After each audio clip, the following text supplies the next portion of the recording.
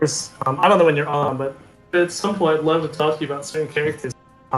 Because I just got the game recently, we've gotten most of the cast, but there's certain characters I just can't get to work, like Natali and Celine Serena. It's Oh, cool. Hey, Natali's my season 1 main, or one of them. I can't get it to work. I don't know. There's something about just the Exceed and the UA ability where I'm going to season 2. They now have gauge to use their ultras that they don't normally get to do. As we go against season 3, it's fuel for faster ultras, faster crits, and then season 1 in general benefits from gauge, and it's just like I don't know. It's hard. Yep, it's a whole different paradigm. Back in my day, in the Wild West of season 1, we got used to a lot of dumb shenanigans because like you had to the balance was lumpier on any given character, so that you had individual characters who had very strong cards and very bad cards. As you probably noticed in our Vincent game, if you hadn't already seen Vincent's cards, like he has trash and he has awesome cards. Yeah. And sometimes they're the same card, which is also pretty comical. So to me, that's a lot of how I use Natali, is that, like, one of the reasons I like her is because I think she's very technical and she's very hard to use, because her cards aren't very flexible. It's not like Street Fighter where you can almost always use one side of a card. Like, if you can't, it's because you're at the wrong range, and you should have done something about that. But yeah. That's my favorite thing about Natali, admittedly, is this card, Hell's Salvation, because I have a soft spot for big numbers. Yeah. Every single one of my Natali games that I've won, I've landed 1 or 2 Hell's Salvation. Damage that large. Yep, I pretty much always land 1. I can't think of a single game where I didn't land 1. I would not say that I usually land 2, but I pretty much always land 1. This boost is just also fantastic, of course. And this boost is amazing, especially in the newer seasons. Yeah, that one is nice. But like the other, which is for each card in the opponent's cage, there's very few people in the game, it feels like, that just keeps their gauge. Yeah, this is actually, against someone who, against most players, Heaven's Punishment is actually terrible. It's not that it's a good attack, but it's not a good attack for a 3 gauge. The only reason it's okay for it to be 3 gauge is because it's on Natali and she doesn't have problems getting gauge. But most players, especially against Natali, quickly realize that they should be using, if she bothers to use her ability, which is already questionable, then they should be spending that as forced or for their stuff. And giving people gauge is very dangerous. So usually, this to me is a thing I spend for forced or fourth boost. It's a good boost, actually. I do like Bagan. Yeah. I think Bagan is a good boost. The other thing I find is that if the game plan feels like you have to. The issue is that against at least the person I'm playing against, because I've basically only played with one person, you have to keep Soul Thresher in hand in order to land Hell's Salvation. You have to use Soul Thresher? Yeah. This boost for this, that's pretty much canonical. I will usually boost Clutch of Evil into Hell's Salvation, and that's just a given. Because they'll always just dance around range 2 and never stay there, because dude. Yeah, everyone knows better. Which, to me, that's not necessarily a problem. The drawback is that it can cause opponents to stick to range 1, which is why I think she has Bagan, because she does not like opponents at range 1. At range 3 or greater, she's fine. She's, I think, a fairly competent ranger.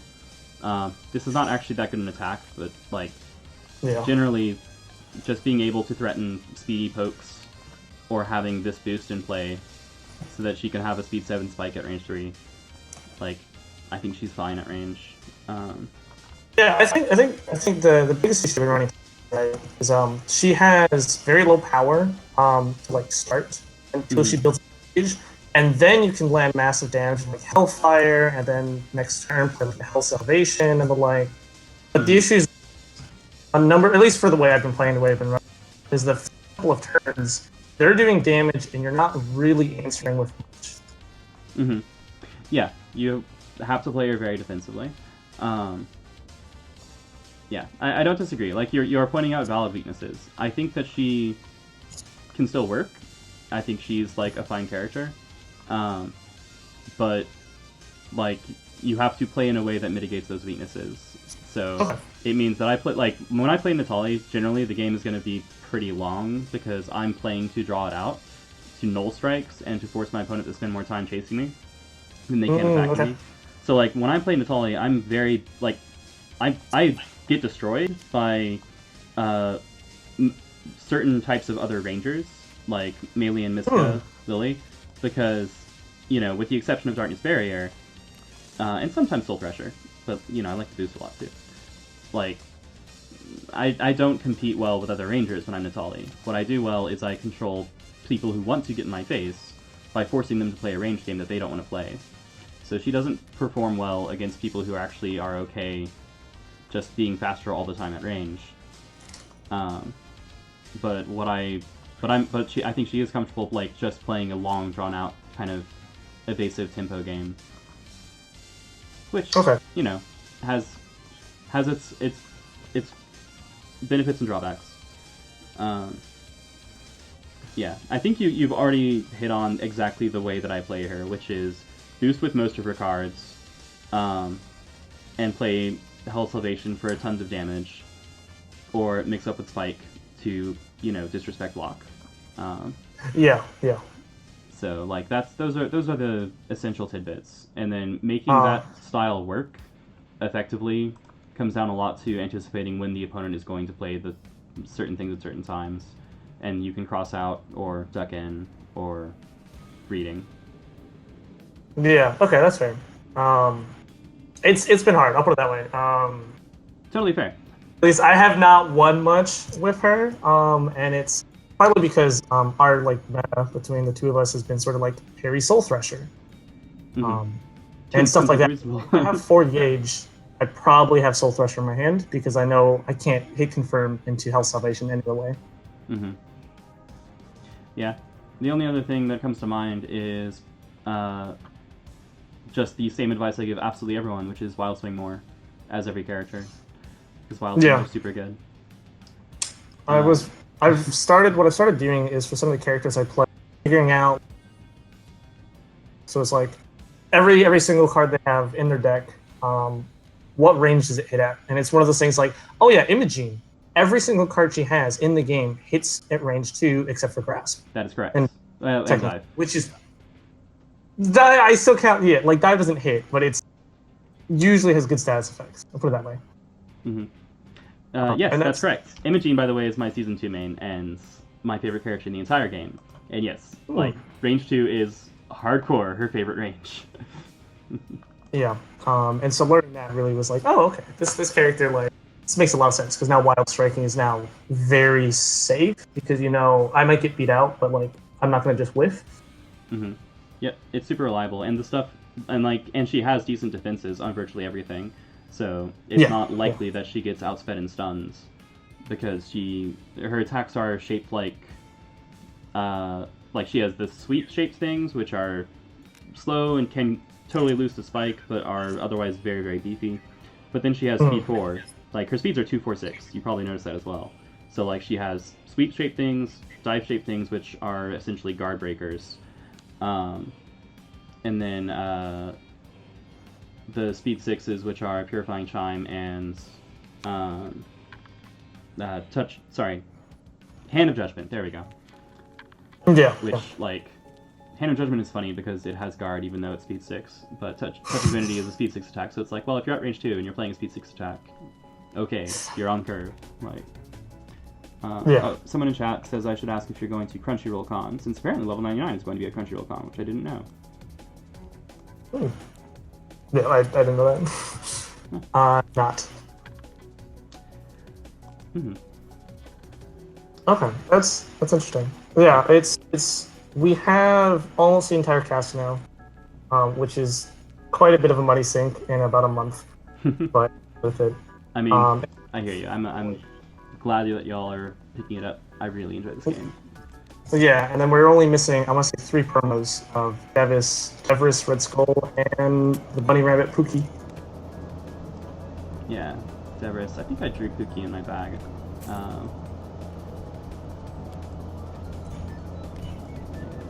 There you go. Did you say Yeah. Skullman was the other one? Yeah. Yeah, he's my season 1 main. One of them. Really? So I have two mains. You're Wild Swing characters, huh? Yeah, so I have 2 mains in each season. So, season 1 I have, which this wasn't actually planned, but it like started happening, and it has the trend is held. So I have one that's like the very technical, hard to play character, and one that is the Wild Swinger. So I have Super Skullman and Natali. I have Imogene.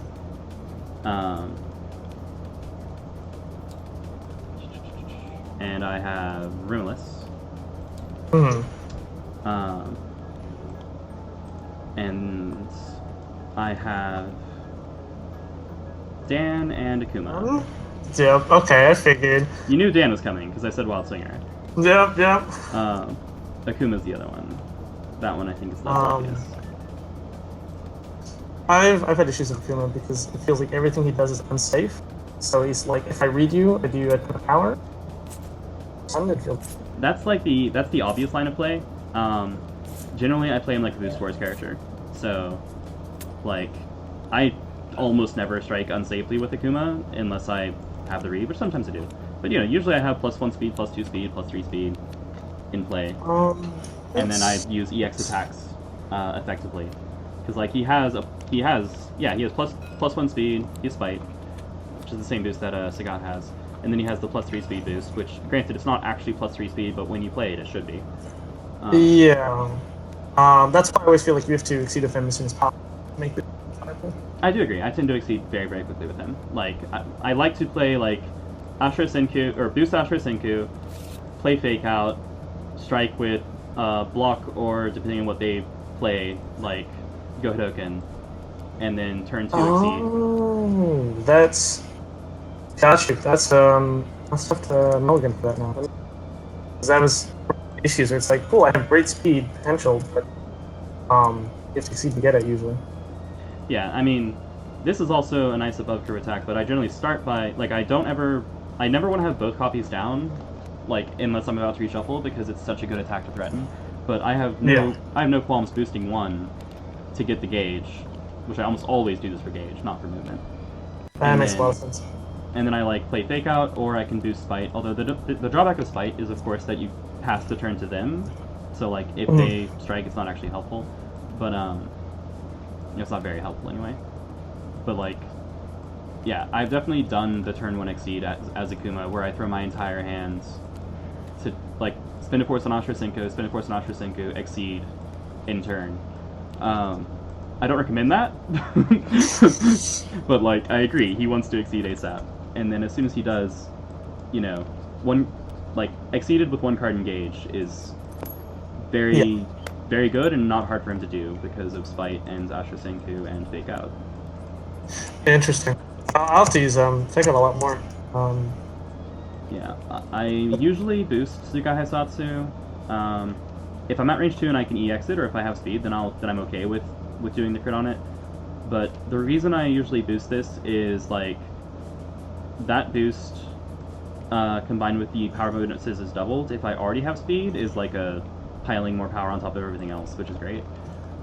That's fair. But this feels super safe against things like calling out focus and sweep. Yeah, because EX it crushes. Actually, wait, does it crush? It doesn't crush, on but front it trades side and it then you crushes, can gain advantage. Yeah, on front side it crushes sweep. On flip side it crushes focus, right? Yeah. Which, yeah, that's awesome. But I still don't do it unless I have speed in play because, like you said, that's requires a read. Which okay, that means I might do that. But with the way I play Akuma is usually I just play things that kill the opponent. Okay, that's gotcha. Mind you, I lose a lot of strikes, but that's okay because when I win strikes, I win them by 10 to 15 life. So, Like, Yeah. life is even, Um, but I hit twice, and that's the game. yeah, that sounds like Kuma. Yeah, we recently just got season 3, but we had I would say one of the boxes. The box with Akuma, Ryu, Ken, and someone. So I'm pretty familiar with those, and then came out a week ago, so I'm a lot less familiar with them. Oh, Sagat is the fourth one. I cannot play Sagat to save my life. I'm actually pretty bad at him myself. I was pleased at how well I did this time. Um, oh, I'm also super bad at Zangief. So I guess I'm good at Akuma and Ryu in that box, and then I'm terrible at the others. Yeah, I feel good about Ryu just because I feel like his line of play and like his moment is pretty clear. It's sort of like boost. If they're far, Hadoken or close. If they're close, boost, or if you think you're gonna win the strike, strike. Mm-hmm. Oh yeah, at the end of the previous round, you were playing against Andyman Seijun, right? Yes. So I was spectating at the very end of that game, and I saw that like Seijun was at long range, and you like threw gauge to move in or something when you had a Hadouken and we knew you had a Hadouken, instead of just doing the crit Hadou loop. Um, or like you were at range, 3+ or something, and life was low, and you played a Hadouken and it hit, and you put it on top of your deck, and then your next turn you drew it instead of doing the loop. I was surprised by that. Do you remember that decision? Do you have any idea why? Was I at range 4? Probably. The issue with that is they had the transformation. I know they had the range transformation, but like if you're initiating, what beats crit Hadou at that range? I want to say was it that win the game? Like, was that life level? She may have had more than 4 life left, Yeah. which I guess means that the sweep threatens. Although you still have enough life. You still had like 10 life. She hadn't exceeded. If she had a lot, I don't remember because I really don't. If I had to guess, it was one of those things where it's like I was afraid of getting hard punished because she had so much guard in hand. It's just like cool, I get Hado, I get damage, but a hard punish protection. I'm not sure. Okay, I'm just curious. I came out at the very end. Yeah, that was also. Yeah. Well, did you enjoy the tournament? Yeah, it was fun. I got trash. Oh my gosh, I'm forgetting the name, but Iakis. Nice. I love Yaquis. Which is funny because the person I play against, he's a main Iakis, but he plays Iakis fairly often, and plays him completely differently and arguably a lot more because the main only reason he plays Iakis is for the Exceed sign because he really likes doing things like cross and dive, things like that. Oh yeah, his Exceed size is amazing. Like, but I just got crushed by him going, yeah, I think my +2 power is just vulgar. Yep. Like, you're right. It does. No, I absolutely love Yaquis for that same reason. Like, in theory, I love Yaquis' Exceed side. The problem is that I tend to just, like, people don't survive to see it because he puts out so much damage on front side. It was impressive, to say the least. I don't play Yakuza, but I'll definitely show the line to like one of my friends. I think that's the issue I have with like Sagat, where it's just sort of like the idea of like putting cards is scary. I mean, I understand that, although as an Imogene main, I definitely got used to it. Of course, most Imogene players, I think, will use her ability defensively much more than on offense. And I'm very fond of doing face-up strikes on offense with Imogene because I think for her it's sort of like you can because everything's at range 2. Like it's on average, my cards are going to be better because I'm wild strike and I have transformations up or whatever. And if I roll into a bad thing, I can just re-roll for 1 life and it adds gauge. Yep. And I don't know. There's something wild striking for me. I'm very okay with, but then playing cards face up, I'm less okay with, and maybe it's just because the person also like keeps a lot of options in his hand, and I've been hard punished a lot, and I just was kind of alright. I'm just not gonna put things face up anymore. That's fair. Yeah, I mean, if you play as Yaquis and like your first game are face-upping everything, you'll probably lose badly because you don't, like, you haven't learned yet what, things to expect, what shapes. Like, part of the thing I like about Yakuza's ability, much more than Sagat's, is that Yakuza pressures the opponents to get out of the way, basically. Like, he's like, you can't trade with me, so move. Which means that he can exert a kind of pressure which will cause the opponent to move into positions that you want them in. So it's like, you want the opponent close, you play Dragon Spine. You might miss, but that gets rid of their dive, because they play dive to get in, which means that you can play your Swift Destruction boost and they can't tech it. And you're at range 1 with +4 speed, and they're like, oh, this isn't great. So like there's... Gotcha. Yeah, and you play Dragon's Flight to bait their cross, and get them in the corner, which is not good against a lot of characters, but like, they're cornered with one cross down is not a bad situation to be in. So that's interesting. Yeah, that makes a lot of sense. Basically, you're using your current strike to push into the bad situation. Right, and it's win-win, because either they end up in a bad situation, or like they end up in a board state that you're okay with because they beat this strike, or they lose to this strike and are in a board state that you might not be as happy about, but hey, they lost to this strike, so they took probably 5 to 7 damage. Like, that's not a bad thing. Yeah. Okay. It's like playing Grasp face up at range 1, where you're like, okay, you can play Focus, you can play Sweep, but if I play this face down, you can still play those things, and I just trade worse. So here, we'll trade higher. Yeah, that makes a lot of sense. And then suddenly trading a Grasp for Focus doesn't feel anywhere near as bad. Exactly. It's like, alright, so you take 3, I take 4. That's not a bad trade, really. Like, especially for people who like reading a lot and get a lot out of it. Oh yeah, and then single-minded is a whole nother story. One of the guys in chat is as much a fan of Yakuza as I am. Single-minded is I'm looking for a reference. Yeah, here we go. It's the transformation that says your attacks this is the same printed speed as the opponent's attacks, stun immunity, and +2 power. Yeah. Which is hilarious because of how much you can change the shape of certain strikes. Where it's like, oh, your opponent had the right EX at the right time, but EX doesn't matter because we care about printed speed. Printed, yeah. Which is that's a terrifying moment. Oh man, what do y'all think of Joffrey, however it's pronounced?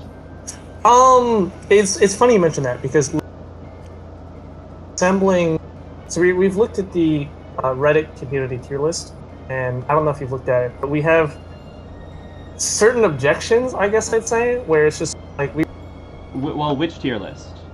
It's like the 87 day ago community 21 participant voted on tier list. Oh, it's the one where okay, yeah. So this is the one where Tundra collected votes from people, and then tallied the votes. Is that the one?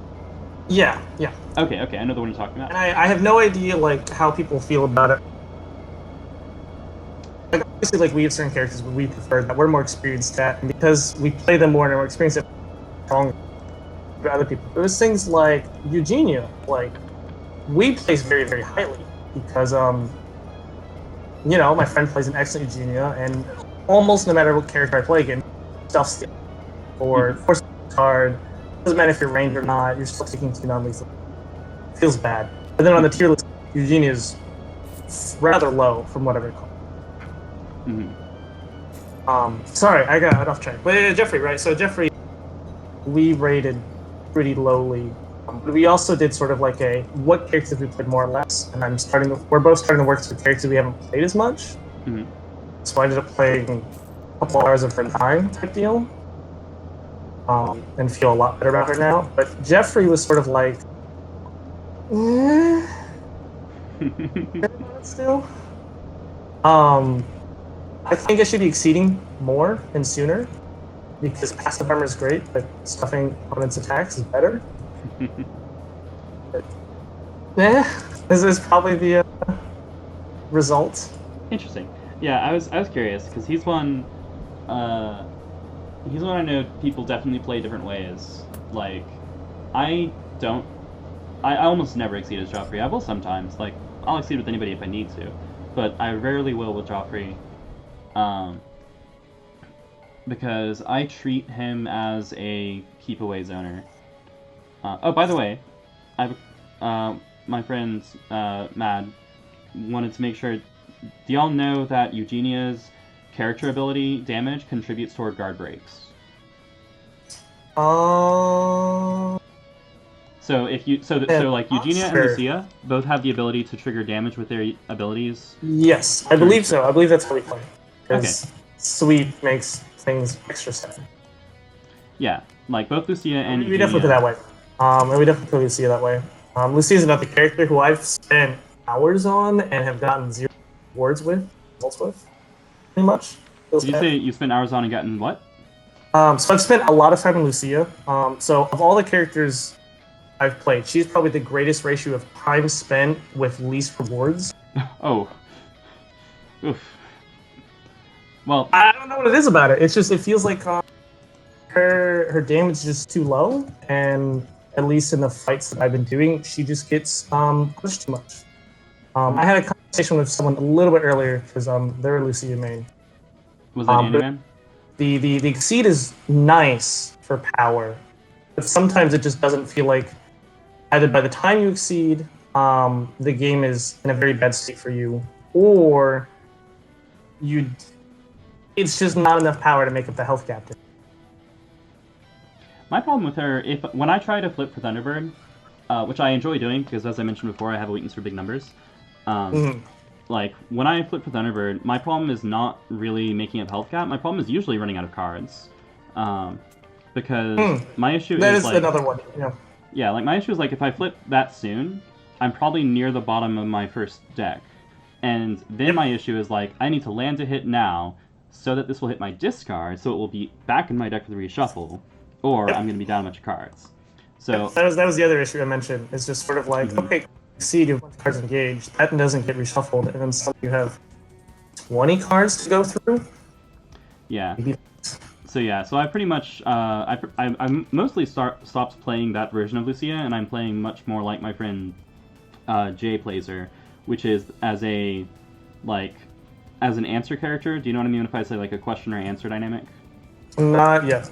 So question characters are the ones who exert a lot of pressure, which means that a character like Akuma is a question because he tends to be like, all right, I'll play this boost, and now I have a scary attack that you know that I have.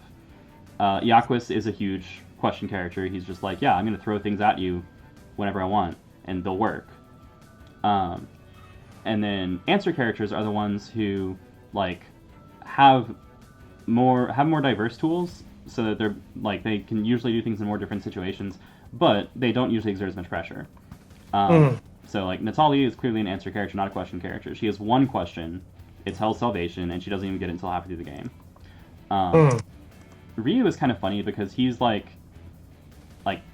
he's kind of both. But like I think he's more of a question character because he exerts pressure. It's just that his pressure is come at me, because Yeah. he exerts a Yeah. like defensive fronts where you know that if you strike against him, he has an advantage. We've definitely felt that Ryu is, of the people we've played, is the most well-rounded character.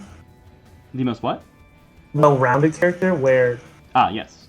he probably has weak matchups, but we haven't found any like super bad matchups. Period, which is really nice. Yeah, so Ken and Zangief are also like question characters. Like Zangief will spend everything he has to just stand in your face all the time, Mhm. and it's up to you to deal with it. And then like who's a Street Fighter answer character? So I personally feel like Bison's an answer character, but people probably disagree. So I guess I'll go with Chun-Li. Chun-Li and Cammy are definitely answer characters, because like Cammy doesn't exert pressure, in my opinion. Yeah. She just she's all about having the right answer at the right time that beats your attack. So she has a bunch of technical moves and cool little tricks that she does, but she doesn't actually like the pressure she exerts is just you knowing that CQC exists mostly, and Yeah. like someday you're gonna lose a strike to CQC and you can't do a thing about it.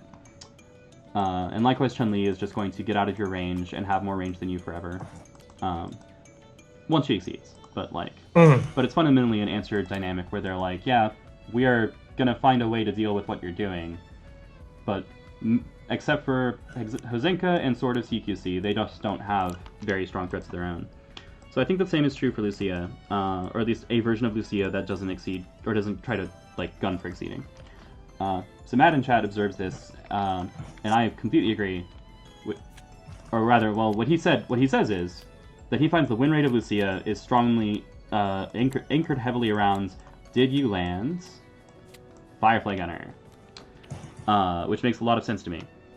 Because I was about to ask you, actually, I'm like, do you know the Firefly Gunner combo, like the quote-unquote canonical combo? What would be the combo then? Chain Trap. Sorry, what was that? Chain Trap. So you boost Chain Trap at range 3 or 4. Oh, yeah. And then if they do anything but get rid of it, you play Firefly Gunner, and you deal 6 damage, because they can't do anything about it. Like, it's just super rude. And if they spend 4 stats to your gauge, alright, I mean, that's fine. That's not the worst thing. But okay. I think I've been using Ride the Lightning as a card because I love the pieces. It's probably my favorite card that she has. I mean, it's a super fun card. Hurts me to use that boost, so I haven't been doing that as much, but... I understand that. I mean, one of the most painful moments I remember having in an OCU game was when we were in, I think, like... I'm just gonna grab somebody. This position, it wasn't Natali, but, you know. I was Lucia, and they struck, I wild swung, they revealed, like, a speed, I don't know, I think it was like a sweep. And I flipped Skies of Flame, and I was like, am I gonna spend 3 gauge to not hit just to get out of here? Yes, I have to, and I did it. Yep. But it was like, oh, that hurts. Yeah. But it was definitely worth it. I mean, 2 gauge, I guess, because you get 1 back, but still. Likewise, like, Firefly Gunner has a super tempting boost if you're like if you know the game, you look at this boost and you're like, this is a super good boost, because speed is super good in Exceed. Yeah. But, like, she doesn't have enough damage that I will always boost this. Likewise, I don't I don't rely heavily on Talon Sweep, but I really like the transform on it. I pretty much use all of her attacks just as tools to disable things. I don't like playing Bug Zapper at all, but I like having one when I know that there's something my opponent has that it beats. Like against Ken, EX Bug Zapper beats his Hadouken, which is important.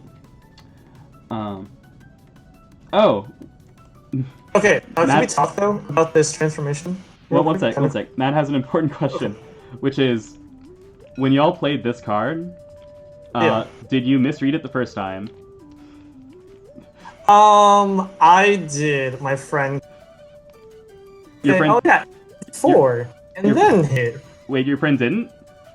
I misread it, and so I played it, and then was just foolish at range 3 or whatever. Okay, we're just checking because literally every player we know misreads this card the first time. Like, it feels like a super dive. That makes perfect sense to me. It's a running joke that this card cannot be played correctly. No one will ever play Talon Sweep correctly. Yeah. I mean, it makes it great in the corner now. Yeah, but... it is. It's not bad.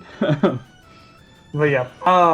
Okay. So what about this? Is this transformation is so frustrating to me as a and I really wish it was either move up to 2 or you may move 2 or something like that, because there's too many scenarios where I will stun them and I'm forced to move into a bad position that I would like not want to. Mm-hmm.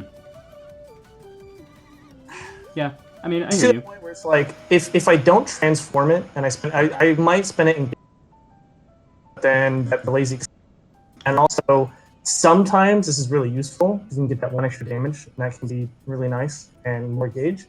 But sometimes it will just put you into a bad position and make you lose the next strike.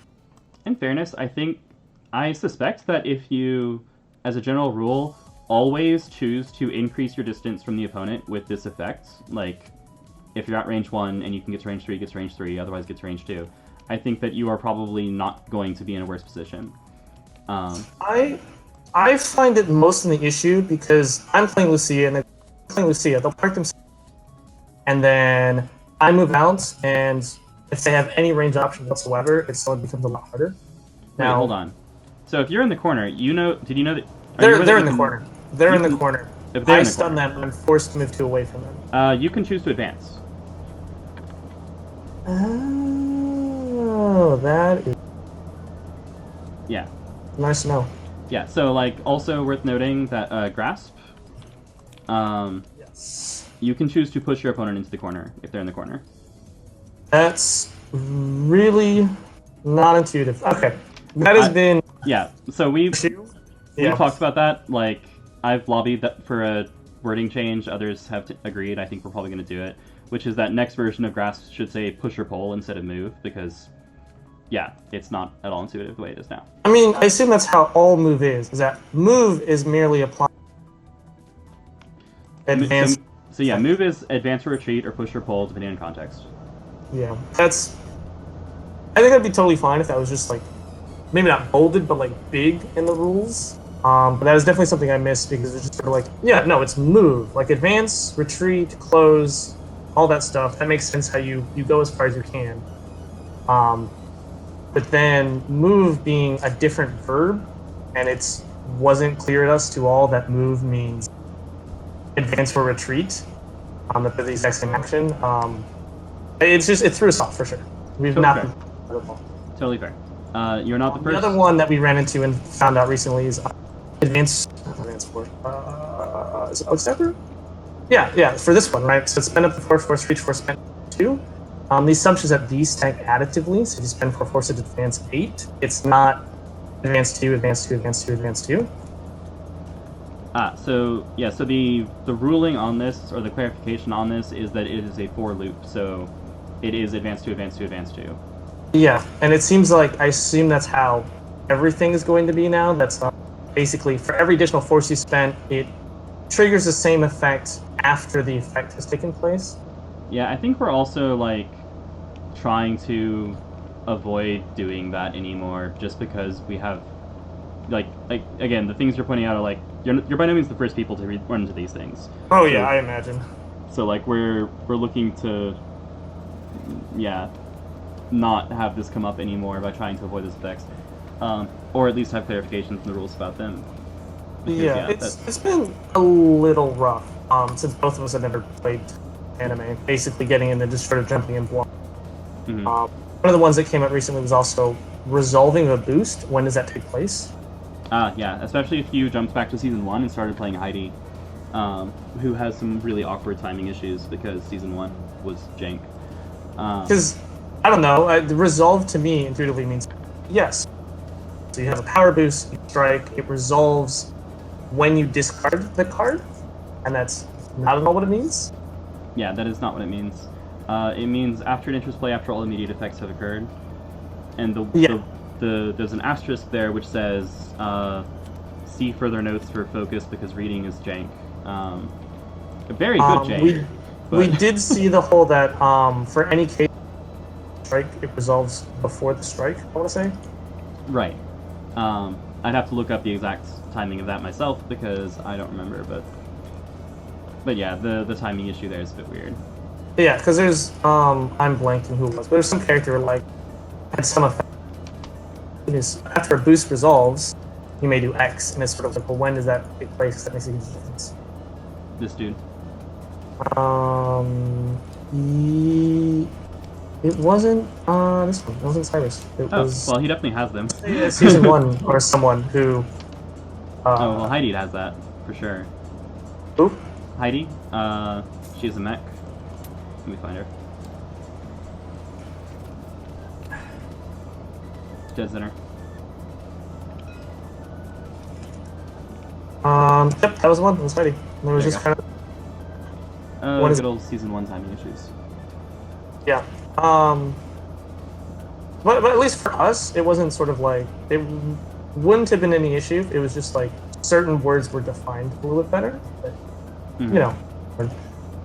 Yeah, we've definitely been trying to improve that with each generation. Like, I don't think we've actually had any complaints in Street Fighter about timing issues or confusion about resolution, with the sole exception of whether or not this thing stacks with itself. which Um, we said no, it doesn't, because that would be terrible. okay, that uh, was yeah. Hilarious, but terrible. Yes, that is fair. Oh, I'm wrong. Okay, there is Because one. like, okay, you boost this, you use the other one's and you critical. There What is is it? one. Somebody in chat just reminded me. There's one on Dan. Um, The boost issue of plus or not no, plus. no, it's this. It's the timing loop, or the for each loop. Describe describe. One plus one. So this One. this means that he will go pull one, pull one, pull one. Oh, yeah. Yep. That makes sense. Which is not like the intuitive reading. Yeah, and it feels counter. How should I put it? Counterproductive in some ways. Yeah, it's like mostly pointless because he's Unintended. Dan. Um, I don't remember if it's unintended or not. Uh, I know that like once it was pointed out, they're like, yeah, this is fine. It's Dan. It's just funny. Um, That's fair. but but the main function is that you get rid of cards from your hand, which for Dan is like, situationally very useful. Yeah, yeah. Um, That's but yes, it is funny. Okay, well, for the most part, we have gotten fewer issues as the seasons have progressed. So at least there's that. Lots to be excited about. yeah. I like season two. So we were doing that too. Season two, the main thing we haven't played enough season three to really judge it. The season two, it feels like the quote unquote best and the quote unquote worst character. The gap between the two is very small. Mm-hmm. There might be bad matchups in between certain characters, but it does. Season one, there's ignoring the band. There still feels like there's pretty large gap. Yep. No, I mean, I definitely can understand that. Like, I'm still thrilled about how people are still arguing about season two tiers because, like, after years, no one is entirely sure. Yeah. The I mean, it also comes down to like who are you playing against, because there are certain characters in the game that just really bad matchup against certain other characters. That is true, and some deceptively good matchups. Like, so the character I played in our first game, Vincent. I have no idea if you were aware. Like, he has a reputation, which he started to shake, but for a long time he had a reputation as probably the worst character in the game. Hmm. And as you saw, like, I got you down to 4 life. It was a competitive game. I didn't feel like there was anything wrong with it. But it's easy to look at his cards and go, "This character's awful." Like, he has all these terrible attacks. So my friend played Fair of Vincent when we first. And I played a little bit. Knowing when to spend for guard is a very hard decision to make, at least for us. Oh yes. If you can do it successfully, then you're going to have a great time. And if you can't do it successfully, then you're going to have a really bad time. You'll spend guard when you don't need to and then burn all your options. Yep. Definitely. That's one of the things I like. That's one of the reasons I consider Rimless technical. Is like knowing when to use her ability is extremely non-trivial. But if you can use her ability correctly, consistently, she will destroy like anybody. I think that's really interesting though. Is talking to one or two people earlier is sort of like how many characters seem to have multiple lines that different people pursue, which is a little surprising because it's just two of us, so we've kind of like one of us has found a line, and then both of us play along that same line of play. Finding that there is a fairly diverse, like for a lot of the characters, like diverse set of how to play in the same character. It's pretty interesting. No, I totally understand. Like, there's one of my friends, Matt. We did a ton of playtesting on season 2, Seventh Cross, and so for us, like most of season 2, it's like, oh yeah, that's the line for this character. Like, we kind of know, like we feel like we know how it goes, and then every so often somebody walks up and does something, and we're like, oh, okay, I guess you can do that. Like, wow, all right. Like, Yeah.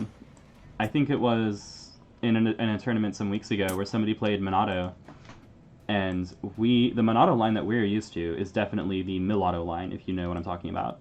Like, Yeah, I learned about that and had some fun with it. Yeah, so like we're used to that kind of Minato, and instead his opponent played Minato like Slinka, like gung ho, all power all the time. I'm just going to blow you up with awesome ultras and steal everything, and did Yes. very well doing that. Like that's fine. So That is how. So basically, I played a fair amount of Monado when we first got him, and that is definitely. And then I learned about Mulatto, and it got to the point where my friend could beat Mulatto, pretty much no matter what character he's playing. So I kind of put him away. your friend But could it consistently beat Mulatto? could not. He Could just not. Oh, okay. could not handle it, and it was. I was just like, all right, I'm away. Not a big deal to me. One of the ones that I found super interesting is that when we first got to, we found Shovel Knight, right? And we're just like, wow, Shovel Knight is actually the worst. And then very recently, I think it's because we're reading and understanding options and so on. We're playing Shovel Knight. And like, wow, Shovel Knight is actually phenomenal because he has tools to handle so many different scenarios. Yep. Yeah, Shovel Knight is actually another, like, he's the epitome of an answer character. Because, yeah, he just is a big toolkit. I almost never... I don't know if I can say that accurately. I feel like I usually don't die as him. I'm just going to deck out if I lose. Because, like, I tend to be able to just deal with any situation. I just have to remind myself to actually deal damage. Yeah, that's why we were turned off from him initially. It's just kind of like, well, sure, he's faster, but he just doesn't do sufficient damage. Mm-hmm. And it's kind of like, well, you need to win 7 or 8 or 9 or 10 strikes to win the game. And now it's kind of like, well, no, he actually has the tools to do that successfully. Yeah, like he actually can win that many strikes. That's the issue I'm still running to Lucio, where it's like, I feel like I have to win that. I just. Yeah, well, Lucia's another one that I feel like definitely can win all the strikes that she needs to. Yeah, that's not necessarily fair. I believe it. It's just execute. Mm-hmm. Yep. She was one of the two characters and the MVP of the team that won Worlds last year, the Gen Con, like the big Gen Con tournament that happens every year. So okay. I'm pretty big on Lucia right now. I think she's awesome. Yeah, I've had a hard time, and I'd definitely be interested in it at some point. I guess I'd need to play a little bit more after a little.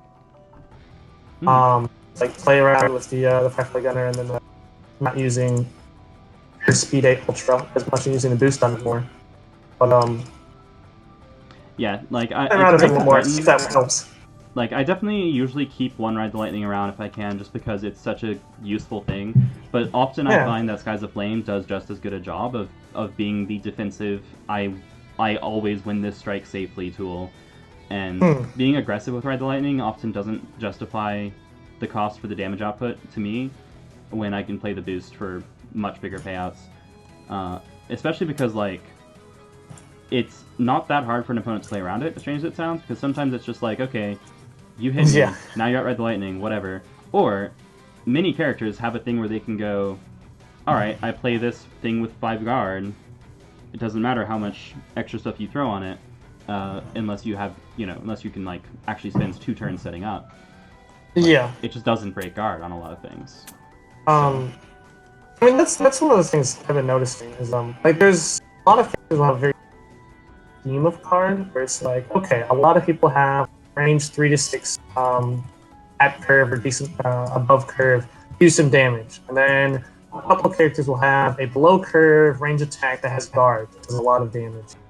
And then people like Cyrus, who has a... Doesn't he have the... he has this card, which is incredibly frustrating.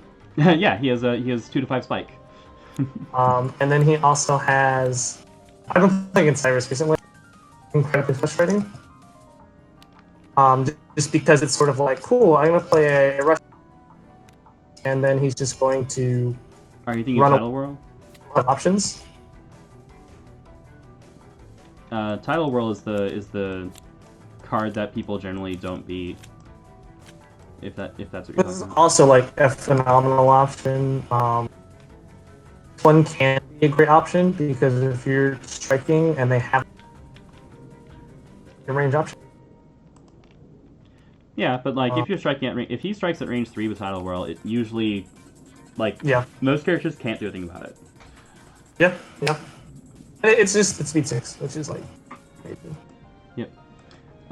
The only person that comes to mind that can beat it, like the two characters that can deal with it at least reasonably reliably in my mind are Rimulus and of course Cyrus himself, Mm. because you know he's Cyrus. He's good at range. Now, okay, here's a question though. We look at the tier list, and they put shockingly low because we have found that Galdred is one of the strongest characters that we've played. They put Galdred low. Okay. And it all comes down to just his succeed side and Oh yeah, one or for two sure. transformations. And it's just kind of like one succeed, and you get the one that is transformed one succeed. How do you win? So the complaint made about Galdred is the same complaint made about who is it, Taisei, which is that they are inconsistent. And when I say that, as I understand it, the thing people are complaining about when they say that, like the thing they mean, is like, and I agree with this actually with Galdred. I would say this. I don't know if everyone would say this.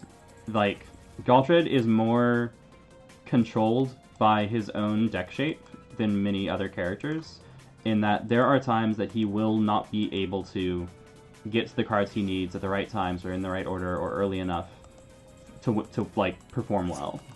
So some games he just won't go off as well as other games, and then he suffers. Like, I know. So interestingly, Galdred was the champion of the team of the second place team at Worlds, like the team that lost to Lucia, and Galdred was the character who beat Mei Lian. Mei Lian went, if I recall correctly, undefeated in every match until the last, and then Galdred killed Mei Lian, and then Lucia killed Galdred. Was the character showdowns, if I remember right. So like he can be awesome, he can rock, he can also be bad if he just doesn't go off, and because of his ability, he's like he might not be able to get to the cards he needs. Most characters, same story with Taisei. Like most characters, you got 30 cards, you got 30 life, you can change cards, like you can live long enough to see the cards you need to make your plan work, no matter who you are. Except that Taisei might just lose super hard early. It's funny being PlayStation. I played also a fair amount of Taisei, one of the highest, and I find that like with the right mulligan priorities, then almost always you're gonna find like very rarely are you not gonna exceed. You might be forced to exceed early and then lose the game from there, but I've almost never. I guess maybe against someone like who can then just be like, it doesn't matter. I'm just gonna hit you for a lot, and you're gonna feel bad. Yeah. Well, I mean, I would make the caveat. I'm not sure that Taisei needs to exceed most of the time, but you're talking about being able to exceed, right? Like hitting. Yeah, he's always been able to. At least in a lot of my games. Yeah, that's good. That's a sign that you're playing him well. I think that Taisei is better off than Galdred in terms of consistency, because Taisei is not like capped on his ability to change cards effectively, whereas Galdred is. Yeah, that's true. And of course, Taisei has, well, phenomenal tools. That like, you know, he has Nightmare Terrors if he gets enough life to use it. He has Chaos Scissors, the boost to transform a card from deck, and Block itself is an incredible tool in Taisei's hand, because most people can't ignore armor that consistently. That said, I played some awesome Taisei versus Ryu games earlier, like on this stream in this tournament, which were super stressful because Taisei against Ryu is a scary, scary matchup, because Ryu has all the ignore armor he wants. Yeah. It's one of the only matchups where it's with Shoryuken. Yeah. I will dutifully relay that two of the folks in my chat, who are also like active members of the Discord, don't think very highly of the tier list you're referring to. Okay, I had no idea. It was just sort of. Oh well, then let me be blunt. Like the tier list that you are describing was made by one of the Discord folks / Reddit folks. I think it goes by Tundra, or TG on the Discord, as we call him. And like, that was kind of him going, let's like release this questionnaire and have a bunch of people vote and just see what happens, which, you know, is always going to be like who knows how much it represents the views of any given group because we don't really know who all participated in it. In the Discord specifically, like the Level 99 official organized play Discord where I'm hanging out, where this tournament was hosted, I'm not sure how highly it's regarded, but I know that there are very diverse opinions, even in our community, about where characters stands. So like, it's there's disagreement and contention even now about who's weak and who's strong, which is, you know, like, to me that's kind of awesome. Like I kind of love it. Yeah. Like Taisei, actually I had a really fun game at one tournament because there's a guy who's he has a physical play group that he plays in, but he also kind of intersects with the Discord. So he showed up at one of the weekly tournaments just like this, and he and I got matched against each other. And he made a remark that he thought that Vega destroyed Taisei. So I was like, huh, I guess you don't really have any Taisei players in your group. And I played Taisei and I destroyed his Vega. And he was like, huh. Yep. We thought Taisei was bad. They also think Rimless is terrible. And I think Rimless is... okay, I personally think Rimless is one of the strongest characters in the game. Most of the Discord folks just think she's, like, strong. Not too many people agree with me on that, but, like, that's what I mean. Like, there's very diverse opinions. Yeah. Broadly, it's safe to say that, like, there's at least one person who thinks any given character is strong, I think, across the board. And they have good reasons for thinking that. The characters with the worst reputations, which doesn't even mean that they're bad, are, like, Galdred, City and Serena,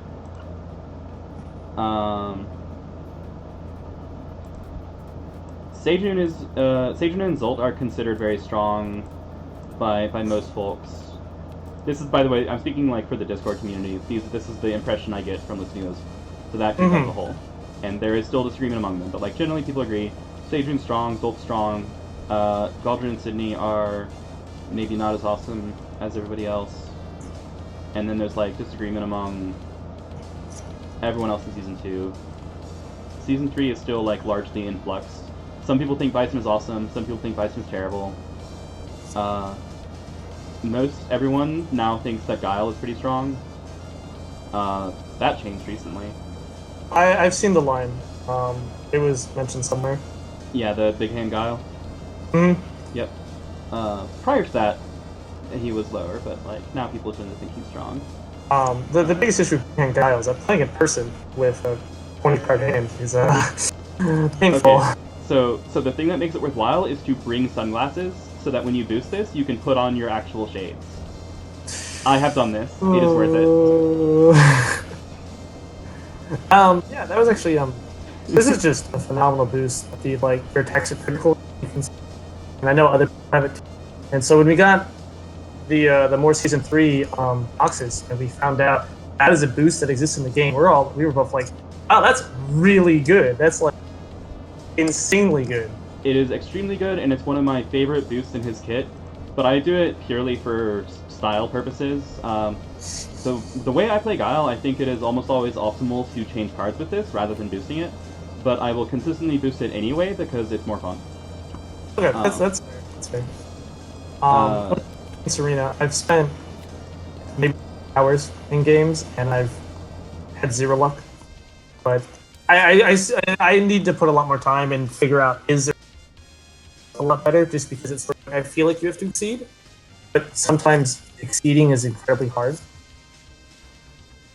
Gotcha. Let me, I'm just gonna like make piles over here. So other like general consensus is Marathi is at least close to super strong, or like close to strong. He's at least generally understood to be good. Whether he's in the same level as these folks, whether these folks are even all on the same level, is of course like one of those things that's argued. But nobody thinks he's bad, so I'm just gonna put him up there. Most people definitely think Natalia is bad. I'm like the main exception to that. Most people think Vincent's bad, except then he started performing well, so now who the heck knows. most people agree Zoe is good, but also that Zoe is insanely cheap. Like, she's not. She's good because of mechanics that loop effectively. Lily goes up here. Question on Lily, actually. Yeah. Free retreat. What was that? Question on Lily is that does she get a free retreat essentially with her? Yeah. So UA? if she wants to take the, if she wants to retreat one as an action and end her turn, that's fine. Okay, gotcha. Responding to chat, I'm just trying to provide a general sense of like what I think the Discord meta agrees on, which I think these are things that the Discord meta agrees on, is like these are characters who are strong, and then these four are characters who are probably not very strong. I'm not trying to order them in any particular fashion, so like these are just. Well, now I'm going to order them alphabetically, but other than that, I don't know how familiar you are with the Smash community. I personally am not. Probably some people in chat will be, but I'm not. Got you. And it's the best tier lists are usually sort of like here's like third and middle third and bottom third. Oh yeah, have you read single player in the game, and if they vary too much, they go much further than that. Yeah, have you read J2SO's tier list? No. So it has band tier, which is Alice and Juno, top tier, which is okay. So his tier list has top tier as Meilian, Rimless, and they're roughly ordered. So his actually are roughly ordered. Okay, one sec. Da-da-da. Goes Lily Marathi. I need an Ulrich. So that's what Jay thinks is top tier. And of course, you know, everyone has their disagreements, but like those 5 on the board are what he calls top tier. And then let me see, his pretty good tier is roughly ordered Zoe, Umina, Zoltz, Minato, Nea, Cyrus, and oh, not Imogene? I'm disappointed. Eugenia. And then mid-tier is basically everyone else, except for the med tier, which he has a few that he has asterisks, like he doesn't have an experience to be sure. So yeah. the ones that he does not have asterisks next to are Turney, and then prepare for the influx of season 1. Kaden, Satoshi, Failcore, which is funny because I'm pretty sure he actually mained Failcore. But you know, just because you think someone's weak doesn't mean you won't main them. Like, I don't argue Natali is very strong. I just think she's like mediocre and fine, and I main Natali. So, and then wherever Vincent is, yeah. So he considers Vincent bottom of the class. Notably, there is a hidden tier in the middle, which is where everybody else is. Is this not including season 2? Or no, it's season 2. Not including season 3. I mean. Yeah. Oh, sorry. This is 1 and 2 because 3 is too new. He has a couple of characters in season 3 in there. Like he has he specified that he thinks Dan is in this tier. That's the invisible one. But other than that, he doesn't like have any confidence about them yet. Yeah. Galaxel, I would not say Eternalist is considered bad. This is just Jay's tier list. So like, there's discrepancies amongst everybody. So like, I personally would not put Eugenia this high. Really? Okay. Yeah, I would put her 1 lower. Okay. I would move Zoe up. Like, I think Zoe is world class. I would move Belcor and Turnalos up, and then I would consider if I wanted to move Zolt up. I would definitely not put Umina ahead of Zolt though. I'm a little surprised he did that. Then again, he's probably played more against Umina. Nah, I don't know if that's true. He's played against all of them a lot, at least in seasons 1 and 2. But yeah, like this is roughly Jay's tier list, where everyone not pictured is in this band. And in the Discord community, oh crap, I switched my cursor. Sorry. I think, like, people would probably agree with Natali Vincent and Kaden. And Malian, Lily, Marathi, and then everybody else would kind of move around. Interesting. That's that's fair. That's fair. That is super interesting.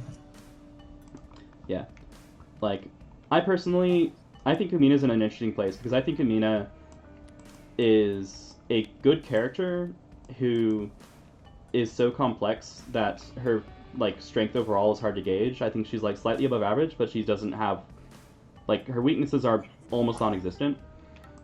It's just that her strengths aren't super pronounced. So I've said this before. I personally feel like Umina doesn't have any bad matchups, and that's probably not true. But nonetheless, it's my claim, and I'll stick to it. Are you familiar with like skill floor and type concepts? Yeah, they've been used in different ways by different people. So let me. Yeah. So essentially, sort of like the skill floor amount of like effort required to put into a character to get a decent level, Okay, and then so when you say skill floor, you mean the like how hard it is or how much effort it takes to get a character to perform at a basic level? Yeah, basically like how much character to get into. Okay, hold on. You have been cutting out, but you're cutting out really badly right now. Oh, I'm so sorry. It's okay. I'll try that again. Basically, that I would argue that Ryu is, even if you haven't played Ryu much at all, you can still play with some knowledge of the game, like a decent Ryu. And then there are other characters that are very hard to just jump into, like Umina. Mm-hmm. You have to put a lot of time in her to be able to play a good Umina. Mm-hmm. And then like a skill ceiling might be sort of like a character where the better you are, the better the results you keep getting. You are, so like Renee and Amina again, basically the better you are at reading and the better you are at understanding your opponent, the more they're going to reward you instead of Ryu where it might just be, well, you are a better player, but you might not be getting many better results. Does that make sense? Sure. So the way you're using those terms is that you're describing skill ceiling as how much does the character scale with player skill, and then skill floor as like how high is the threshold to be able to play the character effectively. That is a much better way to put it. Okay, just making sure. So in that case, I would say one of the things I love about Exceed is how much character skill or like character quality scales with player skill across like the entire like roster. There's so much depth in so many characters, especially for me in season 2. Like season 2 is I think where like I mean so my season 2 main, my favorite character in the entire game is Imogene, and there's a very good chance I have played more Imogene games than anyone on the planet. And I am convinced I have not fully mastered her because I feel like there's just more depth to the decisions and the options, like, than there is. Same for Rimless. I probably haven't played more Rimless than anyone on the planet, but I would like to think it's true for Imogene. And so that continuously fascinates me about this game. Yeah. I agree. Like a lot of seasons, they definitely scaling with the player for a while, and that leads to a really interesting progression where you're new, you're starting off the main, you play that character, and then the more experience you get, the more you get out of the character, and for season 2 especially, it feels like that's just the way it goes until forever, you know. Mm-hmm. Yep, I think in season 1 there was more of a dynamic of having a higher floor, where like so a character like Vincent, like to get Vincent to work is harder than for many other characters. But once you get him to work, then the rewards scale normally. Like, one of the most rewarding things in existence is landing Crimson Barrage. Like, that thing, if you land Crimson Barrage, this is backbreaking. Because that hit effect is insane. So, like, he has very good potential, but making him work is non-trivial. That's probably also true of Natali. Yeah, I think that trend was more common in Season 1, whereas in Season 2, there were more characters that you kind of can get to work in a rudimentary fashion or in a basic level, and then you get to master them as you progress. Same for Season 3. I think even as the complexity of the game has increased, the, like, effort you have to put into the character has gone down because attack shapes have become clearer, where, like, especially in Season 3, you're like, oh, this is a projectile, I should play it at range. This is a range 1 attack, I should play it when I'm in somebody's face. And it's very clear, whereas Season 1 has more really strange shaped jank. Like, here, let me find one of the jankiest attacks that exists. Here you go. Oh. Yeah. And, interesting. Even the boost is interesting. Yeah. Like, the boost is actually, like, it has its uses. I very often play this boost. Oh, yeah. The attack is weird. Yeah. Yeah, that's yeah. Like, it's always under curve. It has ignore guard, that's great. It has after gain 4 armor in addition to ignore guard. Yeah. It's a weird shaped attack. Yeah. Yeah. One of the things I always wondered about is that this game, almost every boost, I do mean almost, it's strictly positive, there's no negative down, of course. And I would be curious about, like, I've thought about, like, okay, what about a character they have, or doing more often, like, boosts where, sure, this gives you positive, but then it also inflicts a negative.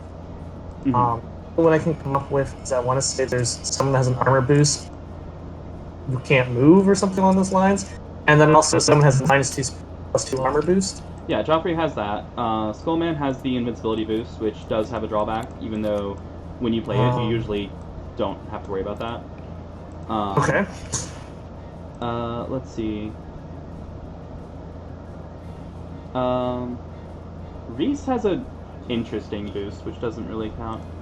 But, like, so Reese, it doesn't count because I think that if you're using it that way, you're doing it wrong. But here, that's the Reese boost. Plus 2 speed, plus 2 power. But if your opponent declares a strike, you discard it. Yeah. That's not quite in the same wheelhouse. Is it those, like, where it seems to be a mechanic the game just doesn't have, and I assume that was intentional, but I'm definitely, like, I believe very strongly that they're characters. And if I ever got into custom character making, that's definitely something I'd be looking at. Well, there definitely is a custom scene, and we definitely have the ability to, make those characters importable. Let me find some. I did see the.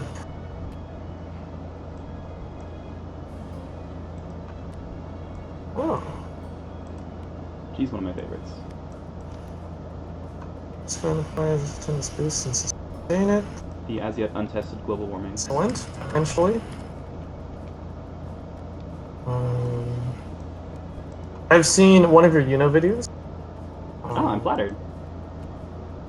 I watched the teaching tabletop simulator because I will say the hardest thing about sort of like the Discord community is there's easy place to find a, like, hi, you just got Exceed. You want to play Exceed with people who aren't in person. Here's how to do it.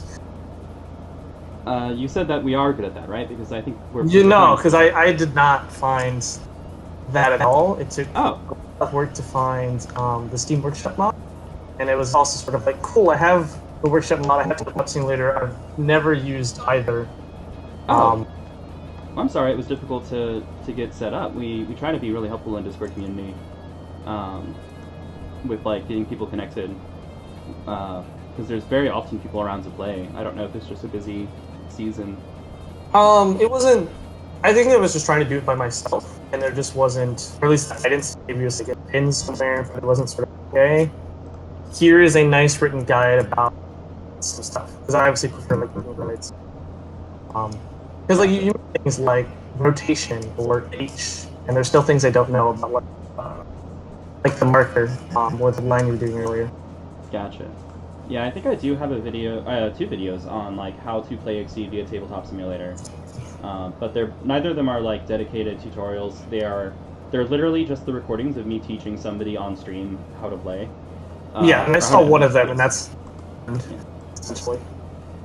But yeah, the other oddity that you might have run into is like if this is the module that you were looking for or that you got, the fact that it's not technically the official module is why like it's not available in the same places as the like resources in the mods download channel and all that. This is not the XFS breakfast module.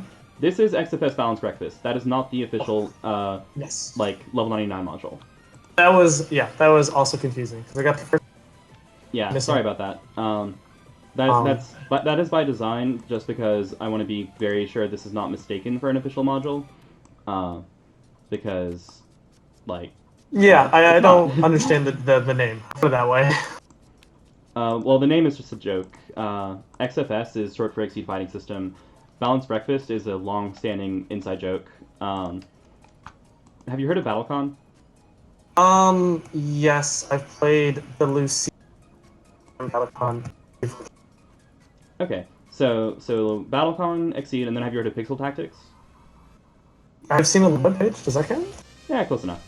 So the joke that came up in the fandom a long time ago was that people would shorten BattleCon to Bacon, Fair enough. which very quickly leads to Bacon, Exceed, Oh no. and Picnic Tactics. Oh, all right. Balance. Right, so Exceed is part of your balanced breakfast. Gotcha. That makes sense now. I have no shame at all. Um. Yeah. No. The Uno was actually really interesting to watch because of the mechanic with the you could there Yeah, the part. she's probably been my favorite to play. Um, I don't Yep, know if that she's one. This overpowered, is super interesting. but yeah. I really enjoy playing her because she's an aggressive psychopath, and for some reason that's just really fun to play. So I assume it's not too much of a pain to make custom characters because it looks like you have a template, you have text, and then you have some kind of image or screenshot inserted. Yeah, so there is a Discord channel called Custom Cares, short for custom characters, and that does have a pinned message which has like spreadsheets. The XC custom spreadsheet has just in spreadsheet format, like here's a place if you want to just jot some ideas down. And then somewhere in there, I think the spreadsheet itself has the link to like the GIMP templates, which I've released. Although I'm careful to say I don't quite want to say I maintain them because they're not like super user friendly. But yes, they are the templates that you're looking at, like all these, and then also the season 2 style with transforms are available. Really nice, right? Um, but yeah, so they're very doable if you've ever used GIMP. If you haven't ever used GIMP, it's learnable. I don't like promise an easy learning curve because, like I said, I didn't really make this stuff to be user friendly. I made it Yeah, for you I've guys, used him. and then people were like, "You should release this." I'm like, "Okay." Oh, okay. So this entire thing then is just one image. Yeah. So the way I do it by default is I export a sheet which is all the attacks, and then you import that using the deck imports tool, which if you're the host you can do by doing objects, what is it, components, custom. I mean, here I'll promote you so you can look at the menu. But like, if you go to objects and then components and then custom, Objects, components, and then deck, Now, only the host will actually be able to do it. So, like, if you drag the deck into the main area, nothing will happen except it pop up will appear on my screen because I'm the host. But but like that's where you would then do that.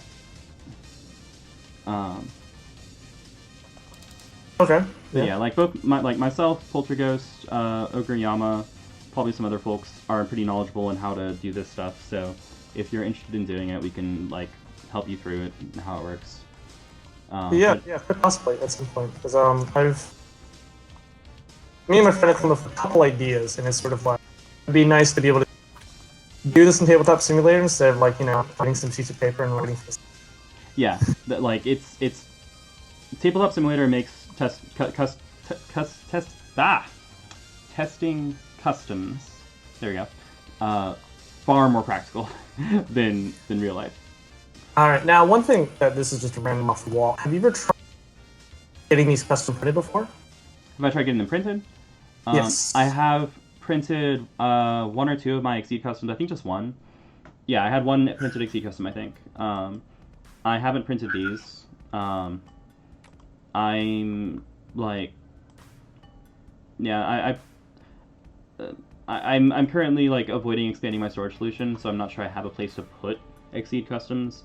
But I definitely I definitely printed off a good number of BattleCon customs. Okay. But yeah, but you definitely can. Especially like using the GIMP templates, it's not that hard to print them in a format where you just print a 3x3 grid basically, and then you cut them out. Which I actually meant so one of the things I'm thinking about is my birthday coming up. That getting some kind of custom character, some kind of universe you'd really like. Maybe do a little play testing, maybe not, and then actually get them custom printed, like at a custom playing cards printer shop. So like not just a printer, but like actually get them a nice. Oh sure. I don't know what it's called, like cardboard stock kind of deal. But I was just curious if you've done that because that's probably at some point. Yeah, no, I haven't. I know that somebody's done it for again a BattleCon custom. Okay. Usually, I just go to my local print store, print it on matte cardstock, cut it out, sleeve it. That's what I do. Yeah. Okay. That's fair. Yeah, like you might be able to get that done through drive-through cards, as somebody in chat is mentioning. Yeah. Yeah, that's probably doable. I haven't, partly because I expect a lot of the customs to change over the course of play for quite some time, so I don't want to like commit to a version as this is the version that's printed. Yeah, that's fair. My friend does not have Tabletop Simulator, so that's been. Yeah. Oh, well, that's a good reason. Yep. Okay, that's actually really neat that the customs are so easy to do. It's nice to know. Yep, I even have I think some videos of just like the act of putting together a custom. Start with a spreadsheet, get everything down, then go into GIMP. At least that's how I do it. If I had to guess, I'd say Shototo has a number of cards that. You'd say what? That's interesting. Your attack spin speed test can never print the power of 3. That's okay. So these are not in the Balanced Breakfast module? No. I am not actually sure if they're even in the customs module. There is a module that's like just Exceed customs. Let me go look. This is gonna lag. At least the Uno one, I definitely would be interested. Yeah, well, it's at the discretion of their designers. Like messing around with a little bit at some point, but yeah, I don't know distributing in any capacity yet.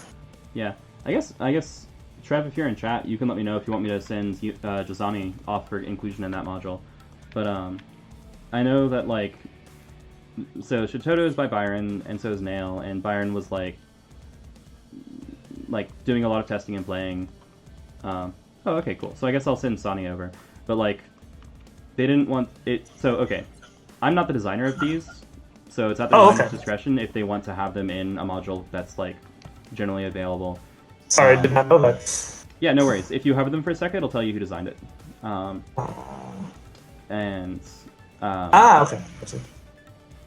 Yeah. Except Asani. I didn't write that down. Okay, well, to be fair, I put the cards together while working with Trev, but I guess I forgot on that one. Anyway, there is a module that's just Exceed Customs. And Yeah, so like it's kind of their prerogative if they want to send them off to be included in that. Polterghost maintains the customs module. Um, Okay. I maintain this module, Um, and that's there are some cool characters in that one. Like that has Hikaru, who's from BattleCon, Sephiroth, of course, from Final Fantasy VII, um, Cadenza from BattleCon, Claptrap from Borderlands, Furion from Final Fantasy, I want to say 2. Your opponent, who is a monster. Anyway, lots of cool stuff. It looks like you didn't put the designer's name on them, but they're probably all available in the Google spreadsheet, which has all the data. I see you have a deck that fits your custom board as well. Yeah, be wary of reading through your opponent. It's an unsettling experience. Everything is insane. Your opponent's exceed cost is increased by 2. Each of your opponent's cards in your opponent's cage. Interesting. What was really stupid was when we did a mystery deck drafts Omega, where we had, I don't know if you've seen any of that, but like some of the fans, myself, Mad, I forget who else was in on the first one, but I think it was mostly Mad's idea to start with, was like, let's do a format where we just shuffle a deck of all the cards in the game and draw a random deck of cards and play that. And then we expanded that into a draft format Okay. for Exceed, where we were drafting decks. And then somebody was like, okay, let's do this but with custom characters added to the mix. And your opponent's card quickly became extremely stupid. Oh. Oh boy. Mystery deck draft is super fun though. Like just doing draft Exceed is really weird, but was very fun. That's okay. Okay. All right. Yeah. That sounds like fun. We've joked kind of about doing like a draft mode with the physical set, and there's like, but the cleanup. I was about to say, yeah, but the problem doing it physically is the breakdown is a nightmare. Yeah, it's already. It's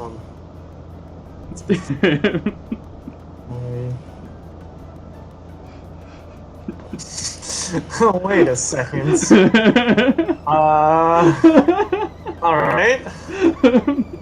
I am a little bit. Wait. I.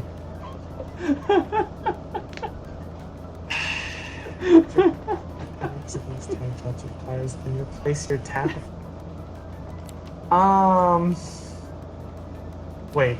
When it says a wild swing, does it mean wild swing, or does it mean? I assume it means. I mean, either choice is valid. You can replace it with the top of your deck, or you can replace it with a wild swing.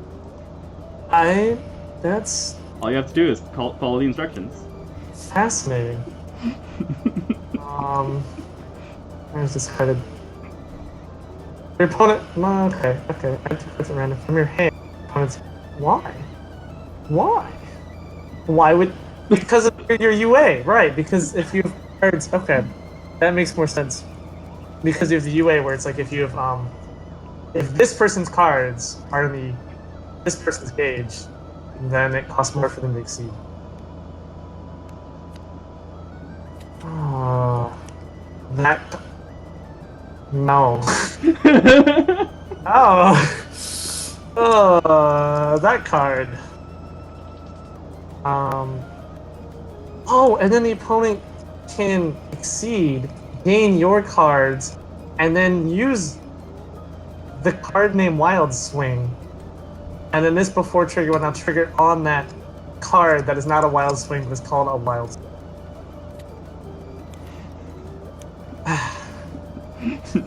That is a character. Yep. Now that you've seen him, he will be completely different the next time you see him. That's the rule with your opponent. Fair enough. Yeah, no, these are a lot of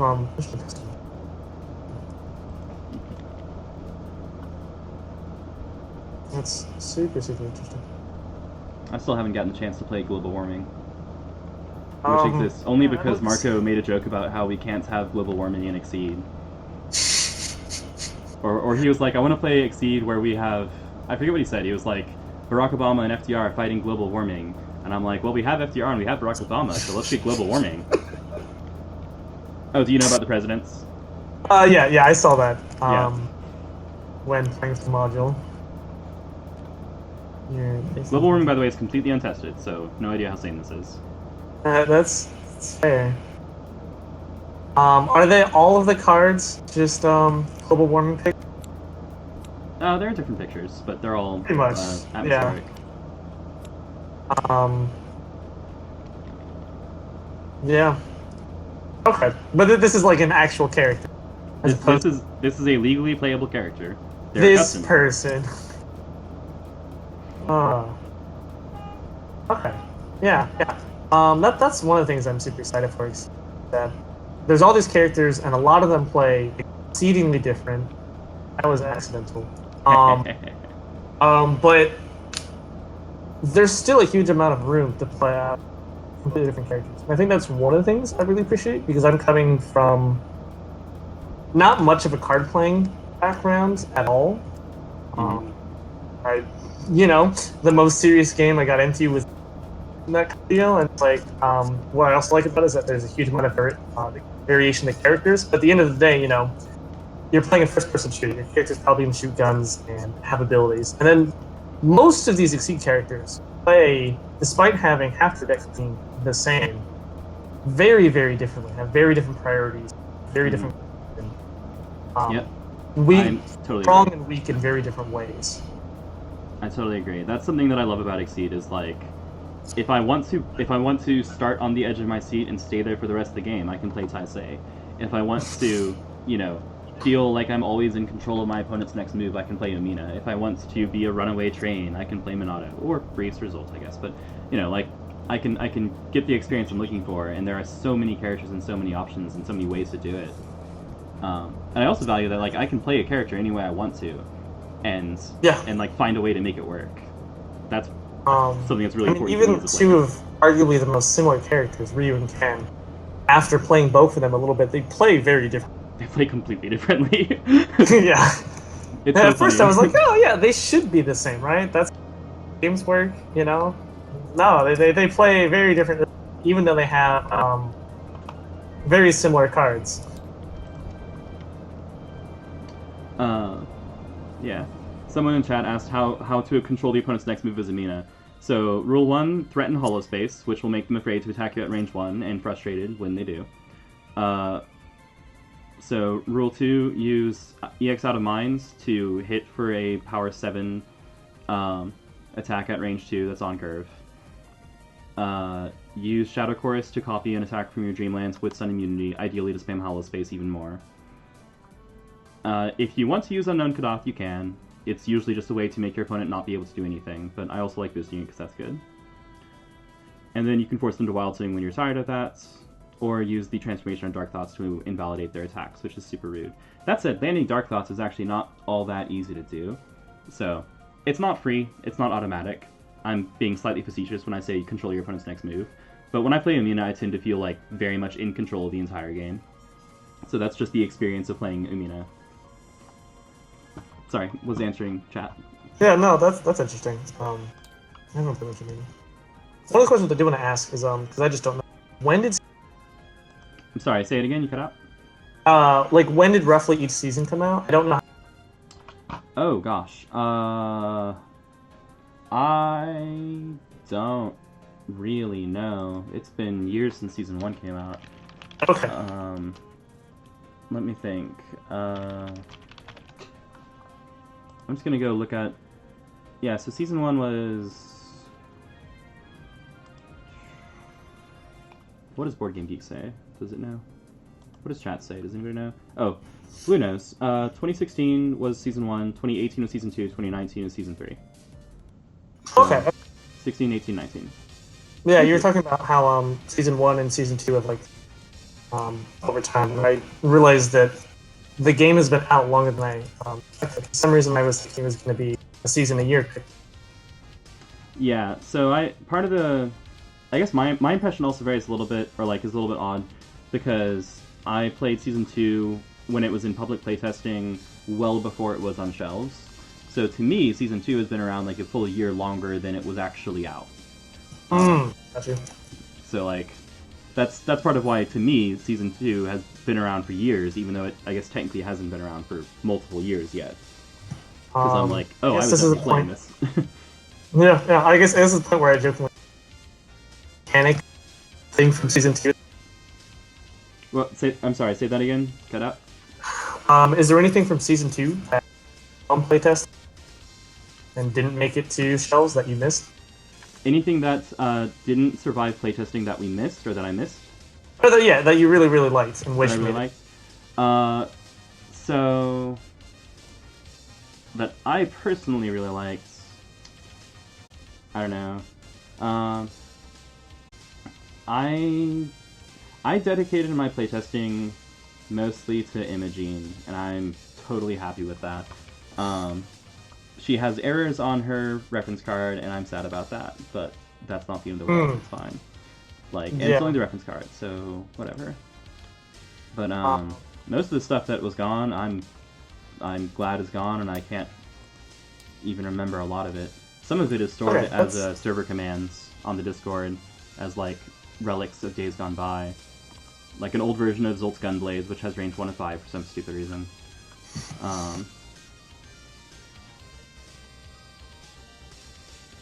I was curious because it seems like it's possible that I wasn't allowed to discuss the thing about Bodan just now. So, sorry, forget I said that. Yep, don't worry about it. Thanks. Okay, yeah, I was curious because it seems like a lot of things changed between playtesting. That is very true. Super interesting to see like what could have been. Because sometimes they're completely wildly different.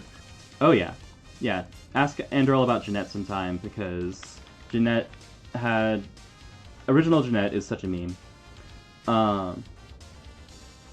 And like she went through a bunch of completely different versions, like multiple completely different versions. I remember playtesting one myself in person, like physical paper playtesting, where she would place her attacks on the board, but the gimmick wasn't like it is now.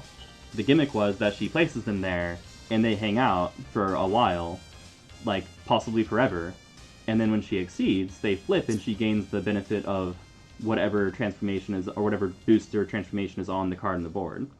So like she sets up places to stands that will give her benefits, and then she stands in those places, which is a totally different dynamic. That I don't think that was original Jeanette. I think original Jeanette was far more busted. And then Selinka was hilarious because I remember doing late stage playtesting with Jay. Like I know that we were like the ones who tracked down a specific stupid thing, and we were like, "Oh crap, tell Andorel," and he was like, "What's this?" And he watched display, and he was like, "Oh wow, yes, we need to nerf that." And I think there were a couple things that we changed that fixed it, but one of them was like her ability changing to up to 3 cards instead of any number.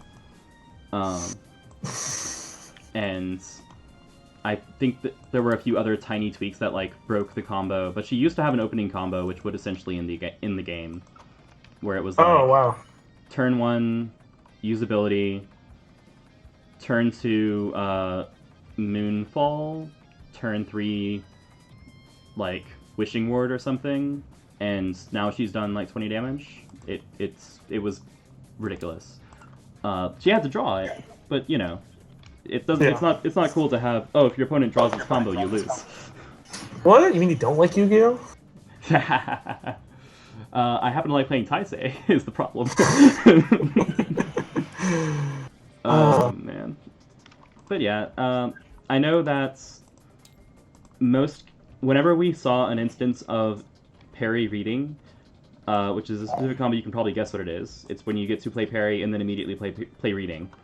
Yeah. we rooted them out, and it took some doing to get all of them. I mean, what With about Renee? There's one exception. I was say she's the only one who got to keep it. Okay, yeah, I did that last night. That's why I had it so strong in mind. Yep. Yeah, but like that, she was the one where we were like, okay, that like it's right on theme. It completely fits her playstyle, and it's not something that she can set up one-sidedly. The opponent like can interfere with it. Yeah. So there are other factors in play there, but yeah, the other parry readings all got taken out. Cyrus used to be able to do that. I remember playing Cyrus and he could do that. It was dumb. It was fun. But yeah, other than that, like, I remember a really broken Serena, but I can't think of anything that was taken out that I'm like actually miss, or that I wish was back. Same in season 3 actually. Like I play tested Dan almost exclusively in season 3, and I'm super happy with where Dan wound up. Really impressive, I'd say. It took us forever to get his Exceed mode, and then I was so happy when we got his Exceed mode. Oh, yeah, to clarify to chat, Renee's combo is boost parry from briefcase, and then play reading from hands. So she has to have opponent parry in briefcase, and then reading from hands. Yeah. I really run into issues with Renee against characters. They will have continuous boosts. Very useless to them. And I guess it's just sort of like, well, you have to suck it up and deal with figuring out when to exceed. But there are certain characters where it's just frustrating, where it'll be like, I want to say Umina has a boost that's completely invalid. Right, yeah, it's like draw a card and perform the immediate effect of a boost in your Dreamlands. Or immediate boost effect of a card in your Dreamlands. Which, when Renee does it, that just says, draw a card. Yep. Yep. It's like, and that's why I almost wish there was sort of. I was mentioning this to my friend last night, where it's like, if it doesn't do anything, then just get a different continuous boost. But you know, you're gonna have bad matchups. So as it is, she's like, well, okay, I'm biased. It is, I think, well known that Renee is the character against which I'm probably the worst. I'm bad at playing against her. So like, I don't feel like she struggles that much. But then again, that's just, I'm not good at playing against Renee.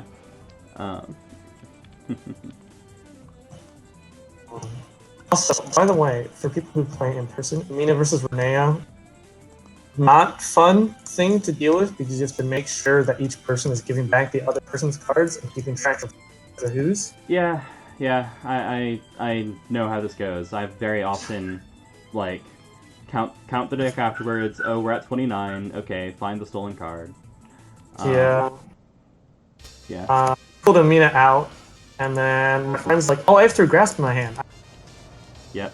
Oh, I definitely have played at least. Check my deck. Nope, I already have 2 grasp. It's from some other time when you were playing Umina, and you forgot to give their card back.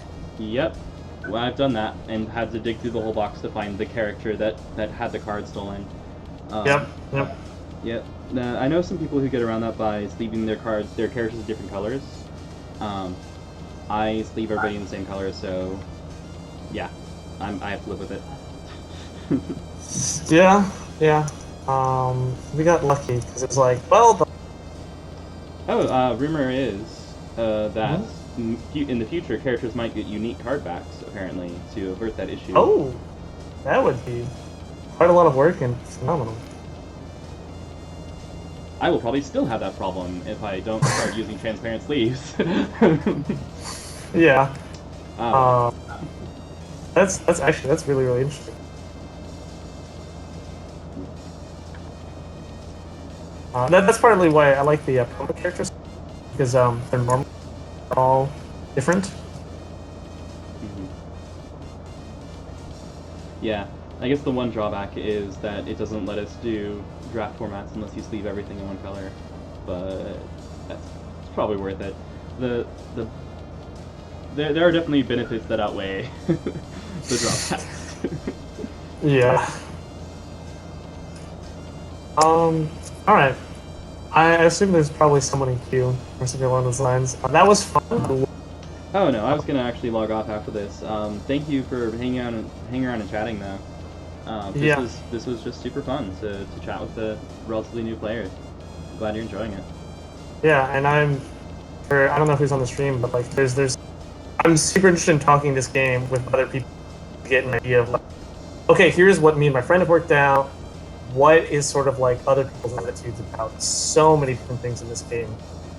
Yeah, absolutely. The General Exceed channel, like General Dash Exceed channel on Level 9 Organized Discord, is, I mean, activity levels vary, obviously, but generally that's a great place to just throw stuff out and start discussions, and people are pretty active.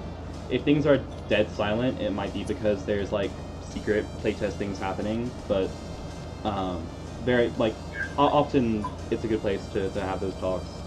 And, and yeah, like, we try to be personal. We try to be friendly and welcoming. Um, I'm glad you seem to be like set up with how to play on TTS. Sorry, it wasn't that easy to figure out. See if we can think of something to do about that. And look forward to playing more with you in the future. Hit me up sometime if you want. Yeah. All right. Thank you for the games. Thank you for the discussion. No problem. Oh, Bitcoin says I should tell Oh, you to post rules questions on Reddit so that other new players can find them along with their answers. yeah. I'm just That's fair. passing it on. Yeah, that's totally fair. And also maybe have on the about page a link to an FAQ of here's how to get tabletop simulator set up and all that.